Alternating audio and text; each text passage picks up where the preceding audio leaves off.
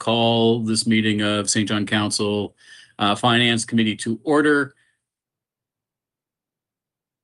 And the first bit of business is minutes of November 12th. So I'll take a motion to approve the minutes of November 12th. Councillor Stewart and Councillor Norton, all in favor signify by saying aye, raising your hand. Contrary minded, carried. Item 3 is approval of the agenda. Just 3 items today, 2 on the consent agenda. So I'll take a motion to approve the agenda.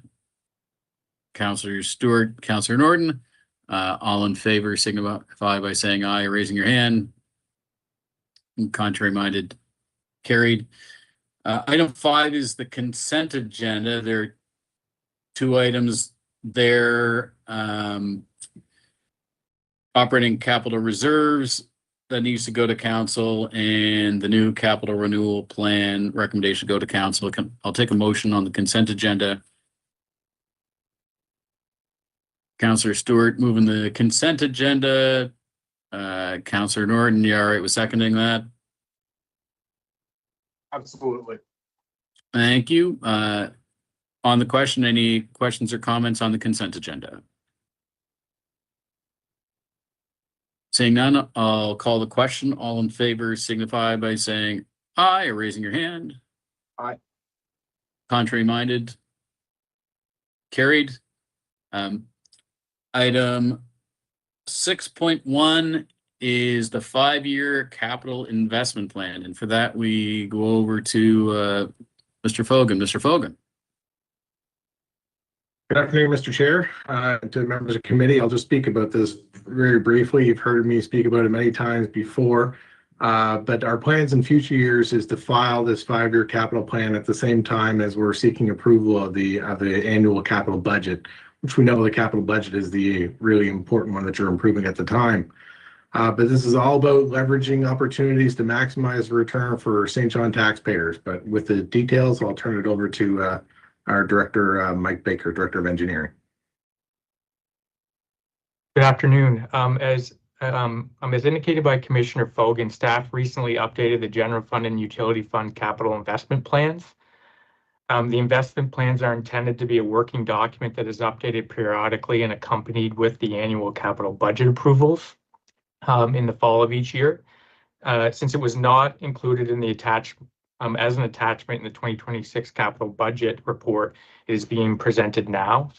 Updates to the capital investment plans include actually reviewing the each year's projected capital budgets. Projects each year were shifted into future years so that the projected capital budget was close to the value of the projects listed each year. Updates to city service areas priority project lists. This included services areas like the city market and regional facilities. Updates to funding that is anticipated to be received, actually including the province's new capital renewal funding.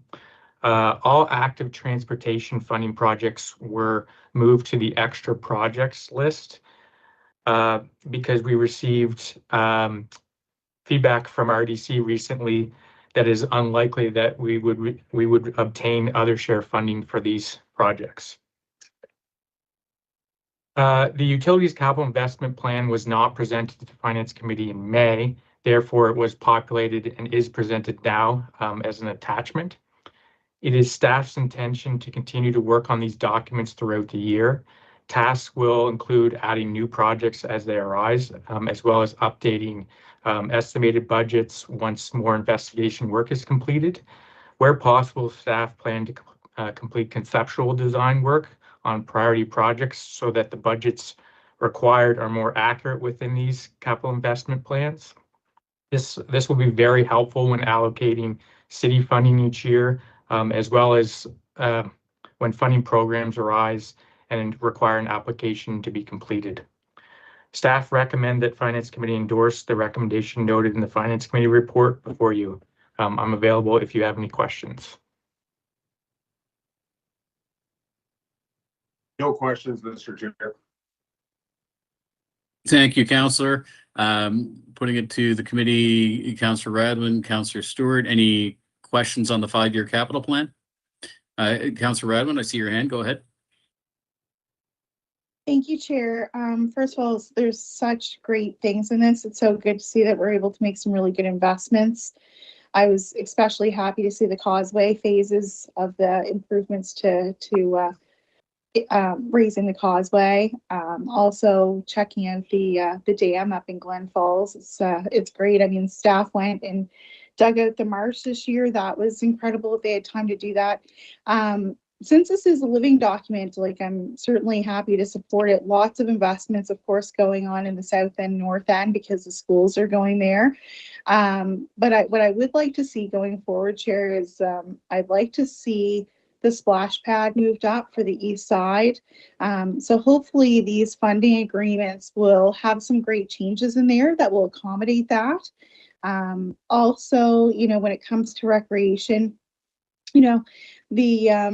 the Redhead playground as well as Glen Falls playground could certainly use a refresh. So those are things that I'd like to kind of keep in mind going forward. When you kind of think about all of the development being pushed and encouraged into Central Peninsula and now into the North End, it's great. However, there's a whole lot of development east. And so I think we really need to make sure that services are going there too. But anyway, it's been great to see all the road work done. 71 kilometers of road just this year. It's great. Thanks, Councillor. Just want to remind the councillor, we approved our operating budget last week for playgrounds looking for refreshes.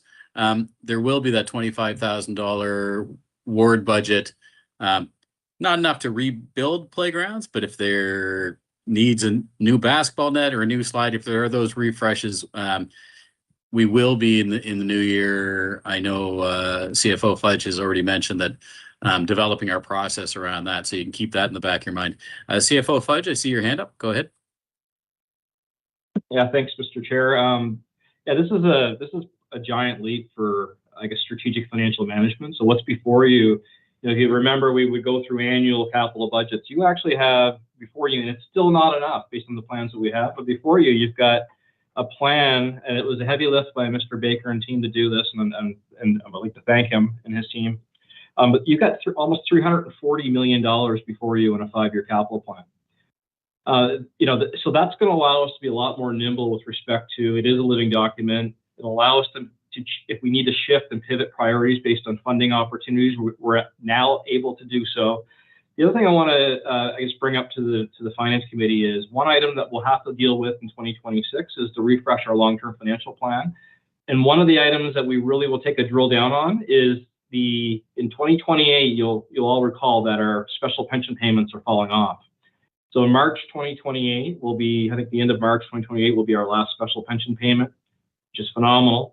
And that's going to open up a whole lot of capacity. Those pension payments are somewhere in the vicinity of $10 to $11 million per year. So we're going to have a conversation more holistically with respect to, looking at the various plans we have. We have a North End neighborhood plan coming. We have infrastructure deficits, and we have tax rate targets. But we'll have to look at it holistically to say, what is the right use of those funds? It's like having, $10 or $11 million fall in our lap, and we have a lot of areas of need where we can use those funds. So I think that'll be an area of focus for the Finance Committee in 2026 to discuss our refresh of that plan and whether we should be looking at more capital funding or not. Just want to add those comments. Thank you. Thanks, CFO Fudge. I'll just pile on my early thoughts on when 2028 comes around and those special payments are done. We work the plans that we have, and certainly updating the financial plan is part of it. We still got move, play, strategy, SJ, North End plans. We just continue to work the plans would be my thoughts. I always worry about the potential for people getting excited about a free-for-all because the money will be there. But that's why we have plans for bad times and for good times. I do want to come back, but talking about the 5-year capital plan, I'm incredibly excited about the transparency of this. I still remember way back when, probably around 2010, I was walking up Millage Avenue with Tim O'Reilly talking about sidewalks. And Tim said, yeah, they're going to be done. And I said, well, when do you think they can get done, Tim? And he said, 2015. And I said, how can you know it's 5 years off? And he said, well, we've got pipe renewal to do in the ground. You don't do a road until you do the pipes, and the pipes won't be ready. Like, the engineers, they have it all planned out when it happens in order to make sense. And what we didn't have is all our plans put together in one spot so that we could leverage partnered funds and show our partners and the public what's coming. You know, we get it all the time. When's my road going to be done? I will confess, I scrolled through a couple of times tracking roundabouts and seeing what the roundabout order was going to be. And excited to see that those are tracking, you know, year to year in the long-term plan. And I certainly understand the flexibility allows. If there is a fund from the federal government that matches up with something that's 2019 and can become 2016 or 17, it's there for our MPs to look at as well, for our two MPs to look at, so they can help advocate for funds for the city also. So I'm quite excited about it. It's a very good read for those who like to track St. John politics and want to see where we're headed. It's a very good read. So thanks for that. And I'll take a motion on the recommendation. Councillor Radwin, seconded by Councillor Stewart. All in favor signify by saying aye or raising your hand. Contrary minded and carried. Just before we wrap up, really that is the big item for folks who may have tuned in late. Have a look at the agenda online and scroll through to see all of the projects that are there for the next 5 years and beyond. And certainly it is a living document. Priorities can change, strategies can change. The closer ones are more likely 5 years out, and the list of additional that don't have a date yet could be flexible. So just be aware. But the fact that we have the plan to show people is fantastic. Thanks to certainly all the staff that's involved in putting that together. And to close, just this will be the last meeting for our CAO as he moves on to help develop the port, an incredibly important part of St. John. And before he leaves, we can drop a few letters in his lap, because the port could be great partners on some St. John projects that might be in this list. Noted. Thank you. Thank Chair. you. But Mr. McGovern, we certainly wish you the best as you move forward. We know you'll continue to work not just for the port, but to help St. John grow. And with that, I will take a motion to adjourn. Moved. Thanks, Councillor Radwin. Councillor Stewart. And with that, today's brief, but very interesting